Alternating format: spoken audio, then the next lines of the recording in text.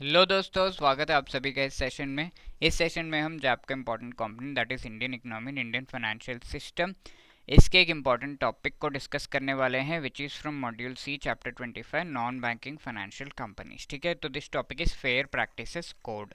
ठीक है, तो एनबीएफसी से रिलेटेड फेयर प्रैक्टिसेस कोड यानी कि उन वो जो भी एक्टिविटीज़ कर रहे हैं वो फेयर मैनर में कैसे करेंगे, इससे रिलेटेड गाइडलाइंस आरबीआई ने दिए हुए हैं। तो वो कोड हम देखेंगे, rules and regulations which the NBFCs have to follow. Okay, तो ये जो सेशन है this is part of the foundation series, जहाँ पर हम एक इम्पॉर्टेंट टॉपिक को डिस्कस करते हैं एंड उससे किस तरह का क्वेश्चन पूछा जा सकता है या पूछा गया है उसको भी डिस्कस करते हैं, so that you have a fair idea कि क्या टॉपिक एग्जाम के लिए इंपॉर्टेंट है एंड किस तरह के क्वेश्चन उससे पूछे जा सकते हैं, राइट।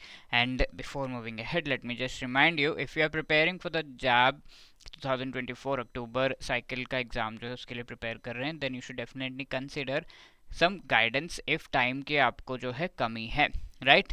तो ये गाइडेंस एडुटैब प्रोवाइड कर रहा है as part of its live crash course. तो ये लाइव क्रैश कोर्स 8 अगस्त से स्टार्ट हो चुका है। You can be part of this crash course. I and I F S, AFM, PPB, RBWM, इन चारों कंपोनेंट से रिलेटेड लाइव क्लासेस आपको प्रोवाइड की जा रही हैं, जहाँ पर आप जो फैकल्टी है उसके साथ लाइव इंटरैक्ट करते हुए इन कंपोनेंट्स के इंपॉर्टेंट टॉपिक्स को पढ़ सकते हैं, समझ सकते हैं, right. along with that you have MCQs so that you can just attend that particular live class and उसमें जो भी चैप्टर्स पढ़ाए गए हैं उनके आप MCQs को सॉल्व कर पाओ। ओके, एंड साथ के साथ शॉर्ट नोट्स आपको प्रोवाइड किया गया सो दैट एग्जाम से पहले रिविजन में अच्छी हेल्प हो जाए।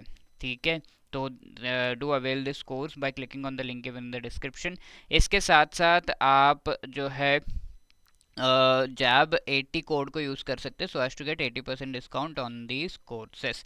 Okay, all the best and please to avail quickly if you require some guidance. Now fair practices code ये आरबीआई के द्वारा लाया गया है और एनबीएफसी को बताया गया है कि you have to follow this code while doing your activities which is mainly providing loans and advances. Okay, applications loan related किस तरह के होने चाहिए? Firstly, the language that is there in the application should be uh, understandable. Understandable means it should be the vernacular language which is conversed in that particular area. ठीक है, late से आप तेलंगाना या आंध्रा में है तो तेलुगु में आपको देना होगा। If you are in some other place Orissa तो उड़िया में यू हैव टू गिव। तो इस तरीके से वर्नाक्यूलर लैंग्वेज जो भी बोरोवर है उसको समझ में आए, इस तरह के लैंग्वेज में आपको वो लोन एप्लीकेशन से related and the details that are there, loan का जो डिटेल्स है that you have to give. Necessary information loan application में होना चाहिए एंड एक्नॉलेजमेंट आपको देना है कि लोन एप्लीकेशन रिसीव हो गया है इसका। लोन एप्लीकेशन में टर्म्स एंड कंडीशन सारे again vernacular language which is understandable to the borrower उसमें देना है।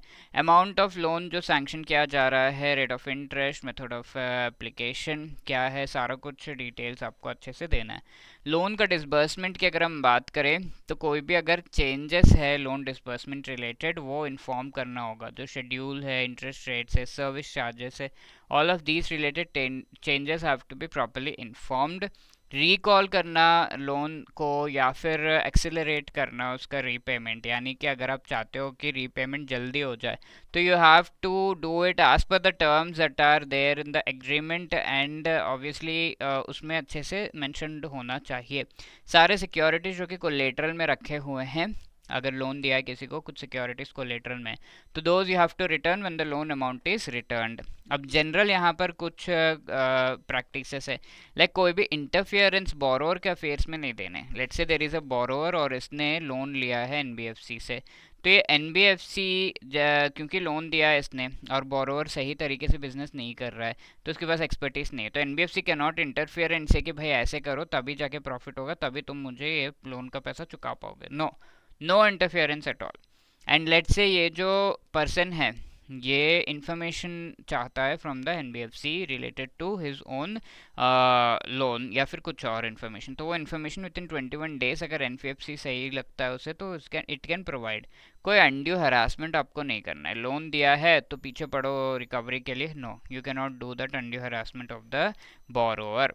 ना grievance redressal officer related important यहाँ पर आपको जो है एक हम कह सकते हैं कि फेयर प्रैक्टिसेस कोड में देखने को मिलेगा। तो this is a very good thing कि अगर कोई भी ग्रीवेंस हो रहा है एनबीएफसी रिलेटेड, किसी को कोई भी इश्यू आ रहा है, तो they can approach this grievance redressal officer, जो कि हर एक एनबीएफसी में होना चाहिए। Let's say this is the NBFC office और इसके अंदर एक ग्रीवेंस रिड्रेसल ऑफिसर है। ये ग्रीवेंस रिड्रेसल ऑफिसर कोई भी इश्यूज हैं, ग्रीवेंसेस हैं with respect to NBFC of that particular NBFC, he will take care of it. Let us say आपको जो है बिफिटिंग आंसर नहीं मिला या फिर उस चीज़ को रिजॉल्व नहीं किया गया, जो भी इशू है, विद इन 1 मंथ, 1 मंथ के अंदर अंदर ये ग्रीवेंस रिड्रेसल ऑफिसर को रिजॉल्व करना है। अगर विद इन 1 मंथ नहीं रिजॉल्व किया तो ये एस्केलेट होकर आरबीआई के पास चला जाएगा ये ग्रीवेंस, ठीक है। आरबीआई को अपील दिया जा सकता है।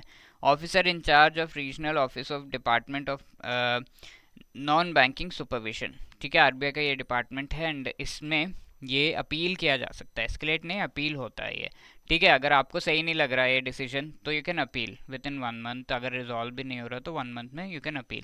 Now language and mode of communication, यहाँ पर ये कहा गया है कि अगर आपका जो भी चेंजेस हैं with respect to interest rates या फिर लैंग्वेज है, तो वो आपको जो है विद इन 1 मंथ जो भी फेयर प्रैक्टिसेस कोड में दिया हुआ है, after the fair practices code has come within 1 month it has to be implemented whatever is given। Let say पहले आप सिर्फ इंग्लिश में जो है दे रहे थे, अब बोरोवर के वर्नाक्युलर लैंग्वेज में भी आपको वो जो डॉक्यूमेंट्स है वो प्रोवाइड करने होंगे so that the borrower can easily understand. ना एक्सेसिव इंटरेस्ट जो भी चार्ज किया जा रहा है यहाँ पर एनबीएफसी से, उससे रिलेटेड कुछ प्रोविजंस है।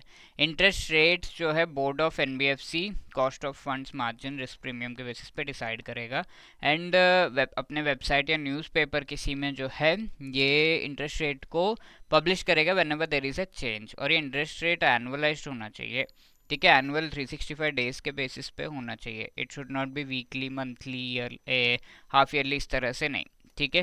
एनुअलाइज्ड बेसिस पर ये इंटरेस्ट रेट्स होने चाहिए। So these were the things and this is your homework question and appeal to officer in charge to the regional office of the department of banking non banking supervision of RBI. ये किया जा सकता है अगर grievances regarding NBFCs, if grievance redressal officer fails to resolve the same within dash, ठीक है, कितने समय तक अगर वो रिजॉल्व नहीं होता है तो वो आगे अपील लेकर जाया जा सकता है to RBI. 20 days, 1 year, 1 month या 2 years। Please do let me know the answers in the comment section and if you have any other queries you can always let us know on 8146207241 या फिर hello@edutap.co.in पर भी अपना mail आप send कर सकते हैं। Okay, so all the best and keep preparing really well. Thank you so much.